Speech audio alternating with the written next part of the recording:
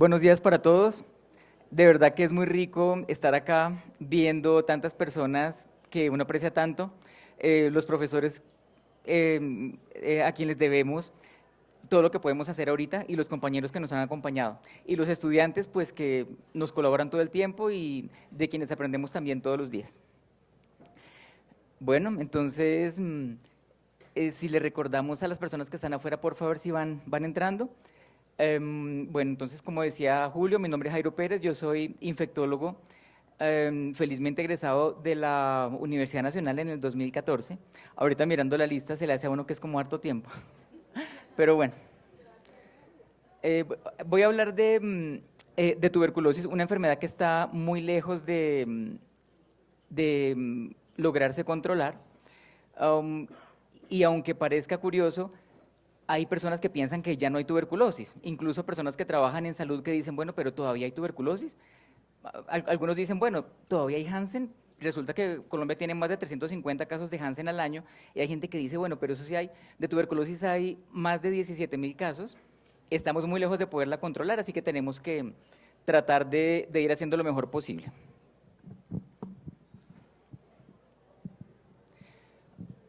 Hace muchos años se utilizaban tratamientos incluso no farmacológicos y seguramente de una efectividad muy baja para el control del paciente con tuberculosis. Luego empezó la disponibilidad de algunos medicamentos que eran muy poco efectivos, pero que comparados con no utilizar ningún tratamiento, ayudaban. En ese momento se utilizaban combinaciones o monoterapias entre streptomicina, paz, luego isoniazida, tratamientos de más de 2 años, en algunos casos indefinidos, y en un transcurso de muchos años se logró disponer finalmente de medicamentos que eran más efectivos. Y llegamos a la rifampicina. La rifampicina es el mejor antituberculoso, así tenemos que tenerlo en mente. Es el medicamento que por su efecto esterilizante permite que los tratamientos ya no tuvieran que ser de más de 9 meses. Es la introducción de la rifampicina la que nos permite utilizar tratamientos que llegan a ser hasta ese punto de 9 meses. El segundo medicamento más importante es la isoniazida, que es el mejor bactericida y el mejor bactericida temprano, es decir, el que salva al paciente en los primeros días, en realidad es la isoniazida. Son tan importantes que tienen su propia terminología. Entonces, si hay una bacteria que es resistente a rifampicina, le decimos RR. Si es resistente a la rifampicina y a la isoniazida, le decimos MDR. Cuando hay resistencia a más de un medicamento, se llama polirresistencia, siempre y cuando no sea rifampicina e isoniazida al tiempo. Cuando el paciente tiene la mala suerte de tener tuberculosis por un germen resistente a rifampicina, hay que pasar a medicamentos de segunda línea. Por muchos años se utilizaron las quinolonas y los inyectables como los fármacos esenciales, tanto que los pacientes con enfermedad preextensamente drogoresistente o extensamente drogoresistente se consideraba cuando eran MDR más la resistencia a quinolonas, más la resistencia a un inyectable en aquel momento. Pero como lo vamos a ver ahorita, de los inyectables ahora sabemos que son malos medicamentos, además de lo tóxicos que son, así que ya no los tenemos en cuenta para esa terminología, sino que preextensamente drogoresistente es que hay resistencia a alguna quinolona más el MDR, y extensamente drogoresistente que hay resistencia a alguna quinolona más otro medicamento bueno de segunda línea como la bedaquilina o el Inesolid, bueno, y el MDR. Sabemos que por la biología de la micobacteria, que es muy lenta en reproducirse o intermitente, y por la forma en la que se selecciona la resistencia, los tratamientos tienen que ser prolongados y tienen que ser en politerapia. Si no damos tratamientos prolongados, los gérmenes de replicación intermitente o lenta generan recaídas tempranas, y si no damos politerapia, lo que vamos a hacer es seleccionar cepas resistentes, lo cual en la naturaleza no podría presentarse si no fuera por la exposición del paciente a monoterapias que permiten que haya selección progresiva de esas resistencias. ¿Cómo andamos en Colombia en este tema? Aquí tenemos la incidencia de tuberculosis en los últimos 10 años. El país se mueve más o menos entre 25 a 27 casos por 100.000 habitantes. En el año 2020 disminuyó por el impacto del COVID y posteriormente se fue recuperando el diagnóstico. Am, el impacto fue un poco menor en el diagnóstico de resistencia y además que como tenemos mejores test de diagnóstico, pues identificamos más resistencia que antes.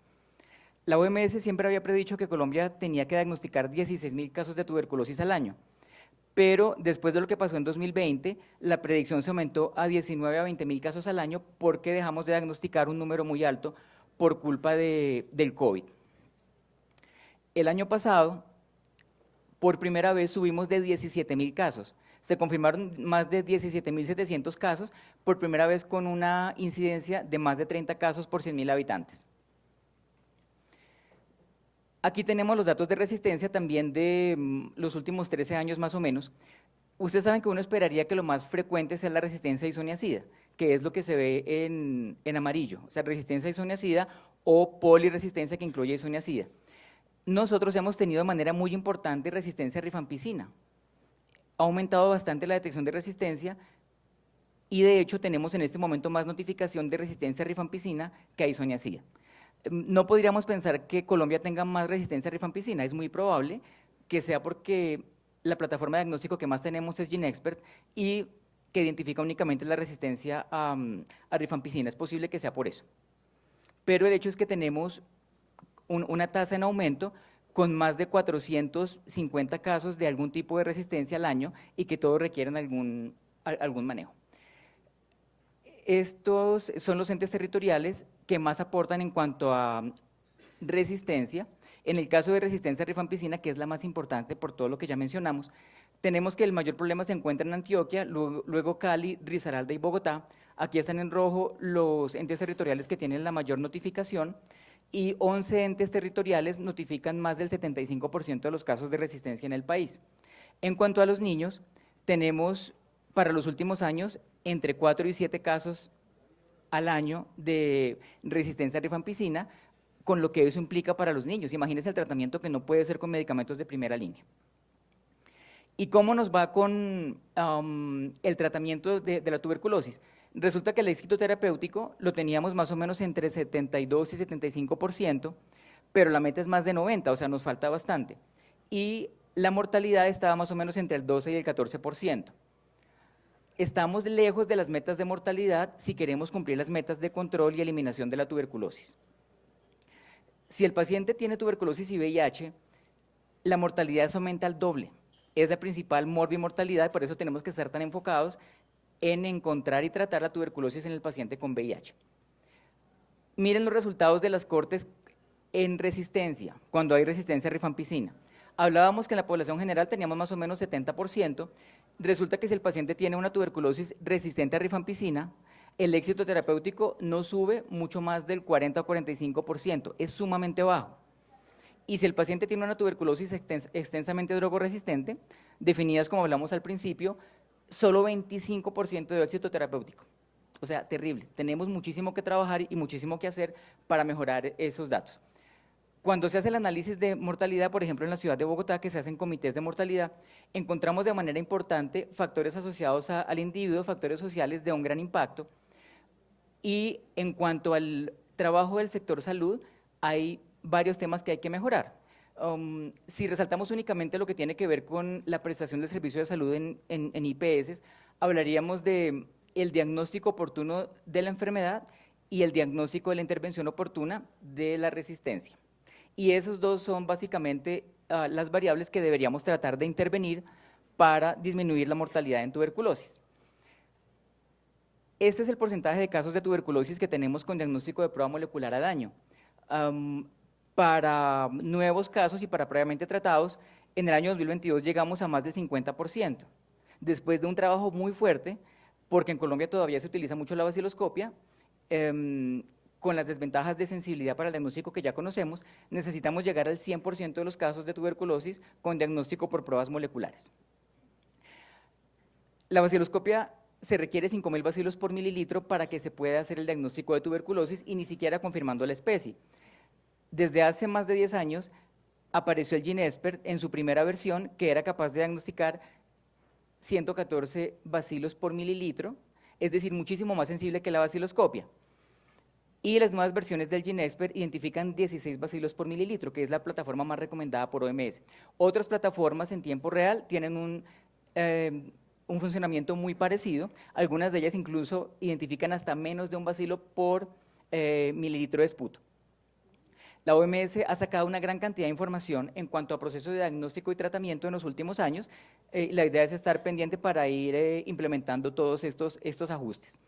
De manera más reciente, la OMS recomienda el TrueNAT, que es una plataforma muy sencilla que funciona incluso con pilas, ni siquiera necesita estar enchufado.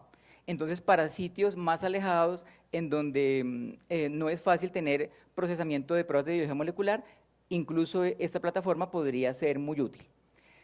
Deberíamos tener en mente todo el tiempo que todo sitio en donde haya un paciente que puede tener tuberculosis se denomina sitio de recolección de muestras y que cada sitio de recolección de muestras debe estar conectado con una plataforma de diagnóstico molecular. Donde no hay esa conexión, es necesario crearla para que todos los pacientes puedan quedar bien diagnosticados y bien diagnosticados de resistencia, justamente para bajar la mortalidad. Estas recomendaciones son de la OMS y OPS y el país las adopta a través del Instituto Nacional de Salud.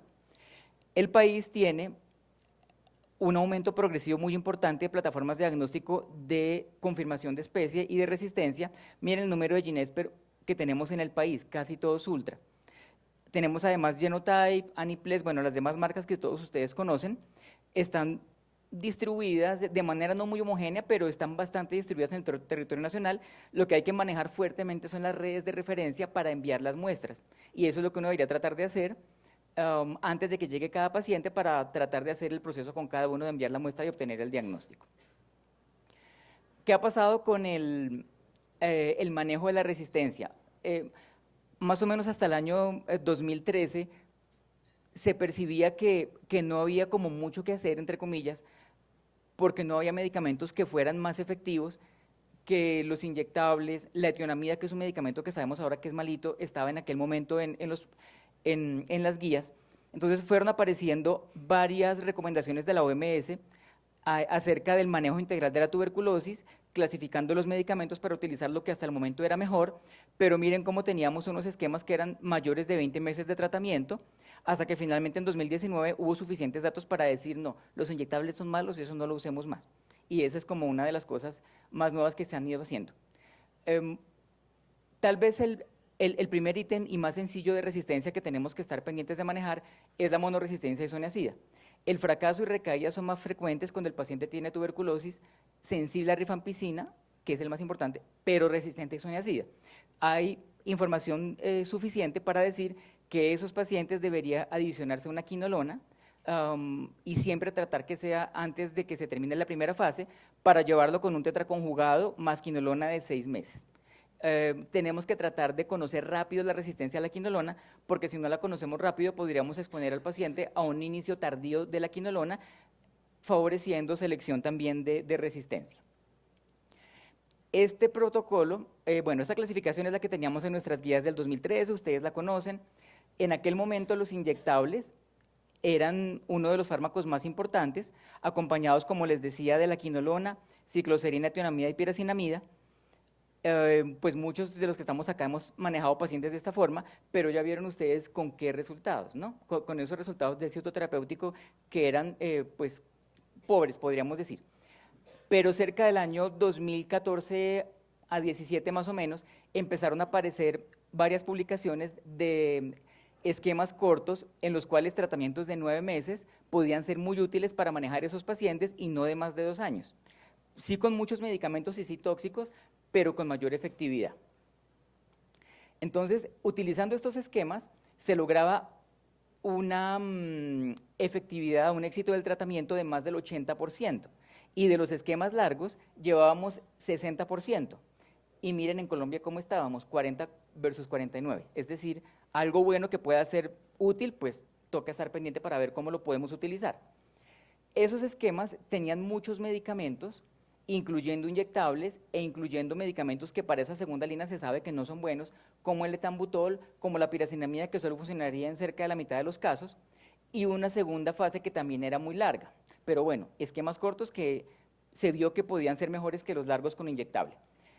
Tal vez el cambio más importante se dio cuando se publicó este metaanálisis, que recogió una gran cantidad de pacientes, más de 12.000, en 25 países, en 50 estudios, a través del cual la OMS reclasificó los medicamentos, porque ahí se supo con datos bastante buenos cuáles eran los mejores medicamentos y cuáles no eran tan buenos. Y por eso fue que se cambió esa tablita que les mostré previamente. Los medicamentos del grupo A, que son las quinolonas, la daquilina y el Inesolid, son definitivamente favorables para prevenir fracaso, recaída y mortalidad, y un poquito menos buenos la clofazimina y la cicloserina. De esos antiguos medicamentos, la cicloserina también conserva algunas ventajas. Por lo tanto, el esquema de segunda línea nuestro en este momento incluye los primeros 4, que es así como lo dice la OMS. Y los medicamentos del grupo C se dejan únicamente para completar el esquema cuando no se logra utilizar un esquema que sea suficientemente efectivo. Miren lo que pasa con la canamicina y con la micacina. Pierden muchísimo el grado de recomendación, solo podríamos usarlos, primero sabiendo que el paciente tiene un bacilo sensible, y segundo, cuando definitivamente no encontramos algo más que ponerle. Entonces, están muy poco recomendados ahora. Y los carbapenémicos sabemos que son buenos, pero como son inyectables, hay dificultades para el manejo largo, entonces por eso es que no los utilizamos tan frecuentemente. De acuerdo a esto, nuestro esquema actual en Colombia es 6 meses de bedaquilina, una quinolona, Linesolid y clofazimina, y para la fase de continuación de 12 meses quitando la bedaquilina. Y para cepas extensamente drogoresistentes o preextensamente drogoresistentes, se quita la quinolona y se dejan los otros medicamentos, reemplazando la quinolona por cicloserina o por cicloserina y piracinamida. La piracinamida sabemos que no es que aporte mucho, pero en cerca del 50% de los casos podría funcionar. Entonces, eso es lo que tenemos actualmente normado. Y la dosis de los medicamentos se encuentra claramente referida en nuestro lineamiento, que es del año 2020.